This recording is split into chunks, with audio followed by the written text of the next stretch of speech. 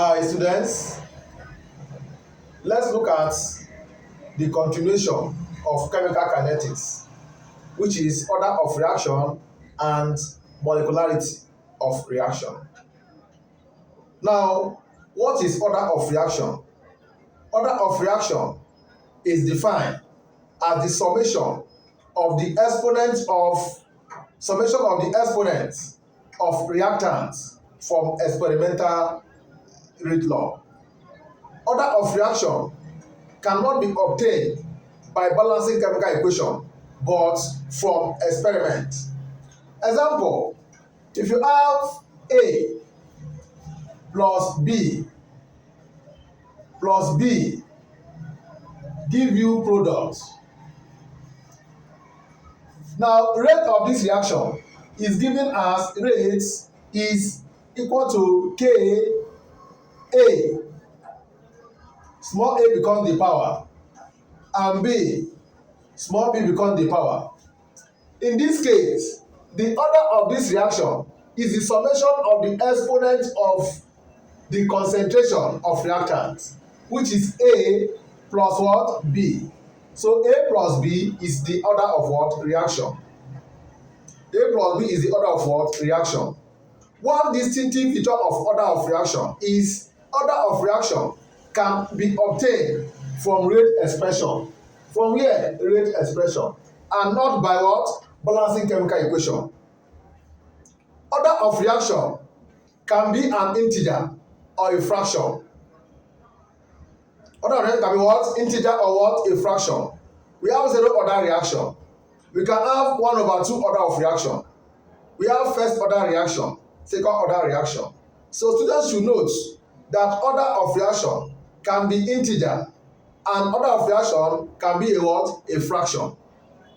Then what is molecularity of a reaction?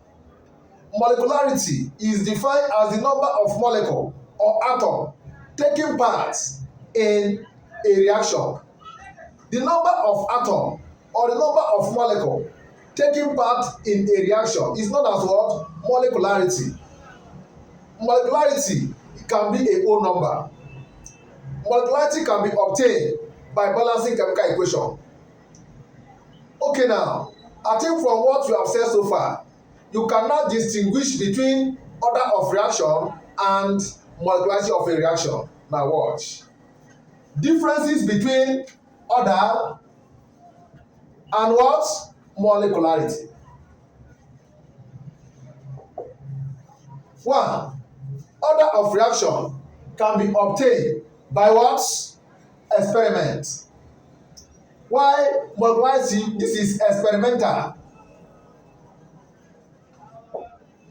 Then molecularity can be obtained by what? Balancing chemical equation. Two, order of reaction can be what? Integer or fraction. Fraction, molecularity can be what? Can be what? Whole number.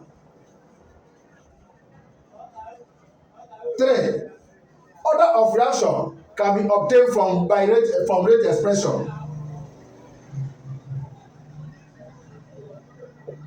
Why molecularity cannot be obtained from what? Rate expression. Now, in order of reaction, we have first order, second order, we have third order, as the case may be. But in molecularity, we have unimolecular and what? Bimolecular. If only one molecule is involved in the reaction, we call it what? Unimolecular. If only 2 molecules is involved in the reaction, we call it what? Bimolecular. This is the distinctive feature. This is the differences between what? Order and what? Molecularity. Now, let's look at order of reaction deeply. We have types of order. Ranging from, we have zero order reaction.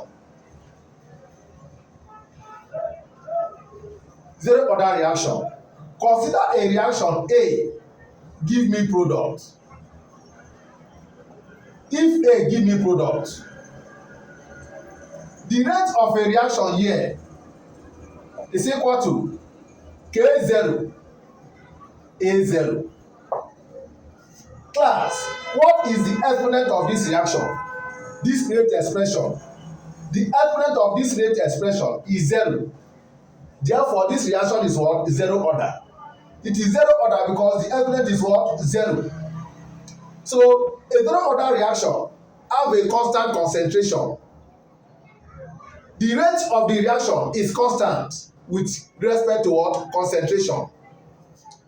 A zero order reaction is the type of order of reaction in which the rate is independent on the concentration of reactants. So if the rate is independent on the concentration of reactants, it means that rate is equal to K0 because A0 is 1. Any number at the power of 0 is what? 1. In that means that for zero order reaction to hold, rate must be equal to what? Rate constant. And on that note, the rate which is equal to rate constant becomes specific what? Rate what? Constant. Now students, what is then the unit of rate constant for zero order?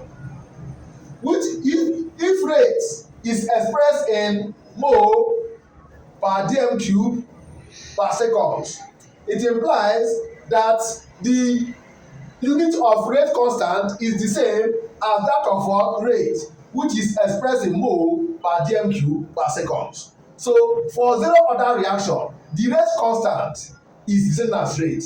The unit of rate constant is mole per dm cube per second. Now, students should note that one thing for zero order reaction is zero order reaction is independent. The rate of zero order reaction is independent on the concentration of initial concentration.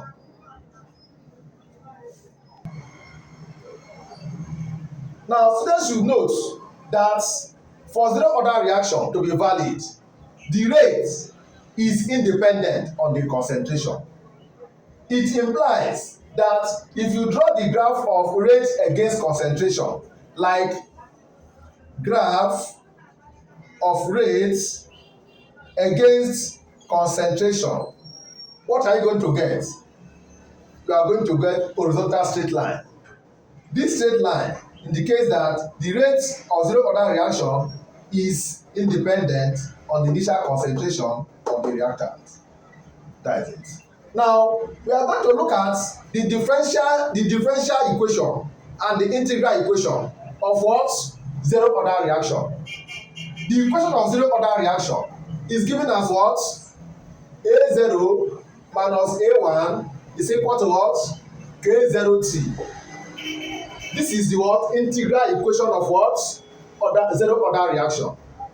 On this note, if A0 minus A1 is equal to A0T, we are going to plot a graph that represents zero order reaction. On that note, rearrange the equation so that this A0 is the initial concentration, A1 is the final concentration after reaction, A0, K0 is the rate constant. Rate what? Constant for zero order. Then T is your time. On that note, I will say that A1 is equal to A0 minus what? K0T. I rearrange. And I want to plot a graph. I want to plot a graph of what? A against T. You notice that this is minus K0. So this graph is a negative slope. It's a negative what? Slope. So the graph is going to go like this, where this is A1 against what? Against T. You are going to have graph like this. At this point here, you have A0, which is the intercept on the what? On the vertical axis. This is the what? Intercept. Then the slope of the graph, you know that the slope is negative. The slope is what? K0, which is what? The slope. So we have two graphs depending on what the parameters on the axis. Then another thing you must know in zero order is the half-life. The half-life of zero order. The half-life of zero order, T half, is equal to what? A0 over 2K0. The half-life of zero order is what? A0 over 2K what? 0. This means that the half-life of zero order is T half is A0 over 2K0. This implies that the half-life of zero order depends on what? The initial concentration. The half-life of zero order depends on the what? Initial concentration of the reactant. This is all about zero orders. Any question you have on zero order, comment it on the comment section. We shall tackle it. Okay, you want to look at first order reaction. First what? Order. If I have a reaction like this, rate of the reaction is equal to K1 A1. The exponent of the reaction, the exponent of the rate, concentration here, the exponent of the concentration here is 1. So the order of the reaction is what? 1. This is the first equation. Now, a reaction is zero order if the rate of the reaction is directly proportional to the concentration. A reaction is first order. A reaction is first order if the rate of the reaction is directly proportional to the what? Concentration of the reactant. Now let us look at the integral formula of what? Order of reactions. First order. So for first order, the integral formula is what? Ln A0 over A1 is equal to what? K1T. A0 is called what? Initial amount. A1 is called what? Final amount. K1 is your rate constant for what? For first order. T is your what? Your time. Now, you can rationalize this equation. This equation is also correct. Ln A1 over A0 is equal to minus K1T. You notice what happened between this and this. That this one, A1 is down here, but A1 is up here. When A1 is up here, you have a negative sign here. That is just what happened. Now, we have a graph of these equations. The first one, for a reaction to be first order, you plot a graph of rates against concentration. And when the graph of rate against concentration is a straight line passing to the origin, you know that the order of reaction is first order. Also, you can plot a graph of this. If you plot a graph of ln A0 over A1 against time, and the graph passes through the origin, you know that the reaction is what? First order. In this place, you can also rationalize the equation so that you have something like this. A1 is equal to A1 ln A1 minus ln what? A0 is equal to what? K1T. You have ln A1, A0 is equal to what? K1T. So that you have ln A1 is equal to minus K1 T plus ln A0. You can still plot a graph. If you plot a graph of ln A1 against T, ln A1 against T, you are going to have a negative slope because the slope of the graph is going to give you rate constant and the graph is passing like this. While the intercept on the vertical axis is the what? Ln what? A0. So that is it. These are the possible graph you can get for the what? First what? Order. Then we have half-life method. Half-life of first order. Half-life of first order, T half. Remember that half-life is the time taken for half of the initial particles to decay by half. The half-life is defined as the time taken for the initial particles to decay by half. So that the half-life become ln 2 over what? K1. Ln 2 over what? K1. So in this place, there is half-life. There is nothing like concentration, which means that the half-life of first order is independent on the concentration of the what? Reactant.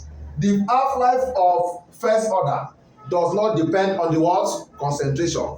But the half-life of zero order depends on what? The concentration. Please don't forget. Now, the question now that will be posed is, what is the unit of the rate constant for first order? Unit of the rate constant for first order is per seconds. Rate constant for first order is what? Per seconds. Now, please subscribe to our channel. You get more updates. We still have numerous questions, calculations on order of reactions. Stay tuned.